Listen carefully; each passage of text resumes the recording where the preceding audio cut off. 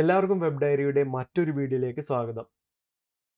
ഞാനപ്പോൾ പുതിയ ഒരു സീരീസ് സ്റ്റാർട്ട് ചെയ്യാനായിട്ട് ഉദ്ദേശിക്കുകയാണ്. ശരിക്കും പറഞ്ഞാൽ ഞാൻ വെബ് ഡയറി എന്ന് പറയുന്നത് എൻ്റെ ഒരു വീക്ക്നെസ് ആയിരുന്നു. പണ്ട് മുതൽ എൻ്റെ സങ്കടങ്ങളായാലും സന്തോഷങ്ങളായാലും എല്ലാം ഞാൻ നോട്ട് ചെയ്ത് വെച്ചിരുന്നതൊക്കെ ഡയറിയിലായിരുന്നു. പിന്നീട് എപ്പോഴോ എനിക്ക് എപ്പോൾ ഡയറി കിട്ടിയാലും ഞാനത് സ്വന്തമാക്കുമായിരുന്നു. പിന്നീട് ഞാൻ ഈ വെബ് ഡിസൈനിങ് ഒക്കെ പഠിക്കുമ്പോഴും ഞാൻ പഠിച്ചിരുന്നത് ആക്ച്വലി ഡയറിക്കകത്ത് എഴുതിയിട്ട് തന്നെയായിരുന്നു. കാരണം അതിനകത്ത് ഡേറ്റ് ഒക്കെ ഉണ്ട്. അപ്പോൾ ഞാൻ ശരിക്കും പറഞ്ഞാൽ ഡയറി ഉപയോഗിച്ച് തന്നെയായിരുന്നു ഞാൻ കോഡിംഗ് ഒക്കെ പഠിച്ചിട്ടുണ്ടായിരുന്നത്.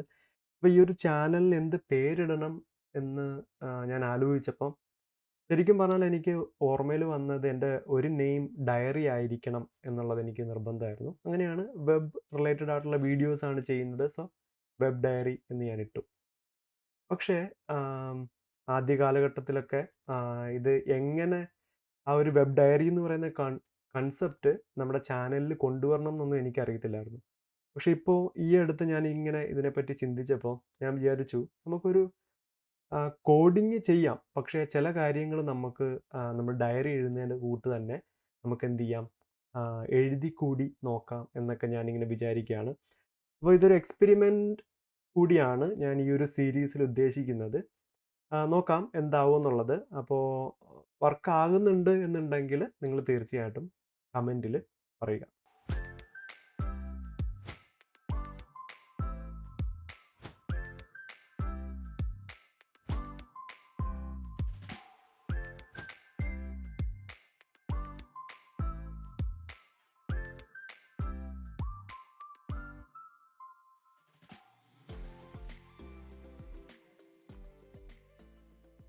നമ്മുടെ പുതിയ സീരീസ് നെക്സ്റ്റ് ജെഎസ് ആണ്. കുറേ പേര് എന്നോട് പഠിപ്പിക്കാവോ എന്ന് ആവശ്യപ്പെട്ട ഒരു സീരീസാണ് നെക്സ്റ്റിൻ്റെത്, അല്ലെങ്കിൽ ടോപ്പിക്കാണ് നെക്സ്റ്റ് ജെഎസിൻ്റേത്.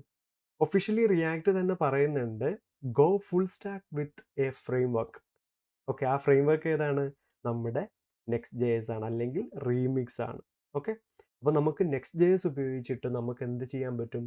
ഒരു ഫുൾ സ്റ്റാക്ക് ലെവലിൽ നമുക്ക് ആപ്ലിക്കേഷൻസ് ക്രിയേറ്റ് ചെയ്യാനായിട്ട് പറ്റും. വളരെ ഇൻട്രസ്റ്റിംഗ് ആയിട്ടുള്ളൊരു ഫ്രെയിം വർക്ക് തന്നെയാണ് ഈ നെക്സ്റ്റ് ജെഎസ് എന്നുള്ളത്. പക്ഷേ നമുക്ക് റിയാക്ട് അറിയാം എന്നുണ്ടെങ്കിൽ നമുക്ക് നെക്സ്റ്റ് ജെഎസ് തീർച്ചയായിട്ടും പഠിക്കാം. റിയാക്ട് അറിയില്ല എന്നുണ്ടെങ്കിലും നെക്സ്റ്റ് ജെഎസ് പഠിക്കാം എന്നുള്ളതാണ് ഇതിൻ്റെ ഒരു പ്രത്യേകത.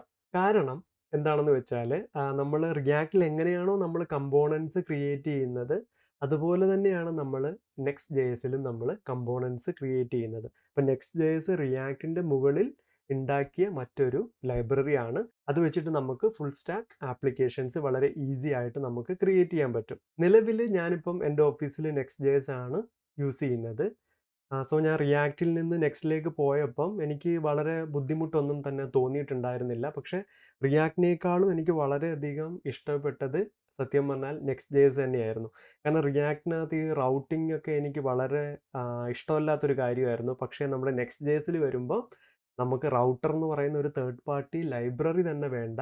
പകരം അവർ തന്നെ പറയുകയാണ്, ജസ്റ്റ് ഒരു നമ്മൾ സാധാരണ ലാഘവത്തോടെ ക്രിയേറ്റ് ചെയ്യുന്ന ഫോൾഡർ ക്രിയേറ്റ് ചെയ്യുക. അതിനകത്ത് എബൌട്ട് എന്ന് ഇടുകയാണെന്നുണ്ടെങ്കിൽ നമുക്ക് സ്ലാഷ് എബൌട്ട് കൊടുക്കുകയാണെങ്കിൽ നമുക്ക് അതിലേക്ക് പോവാം.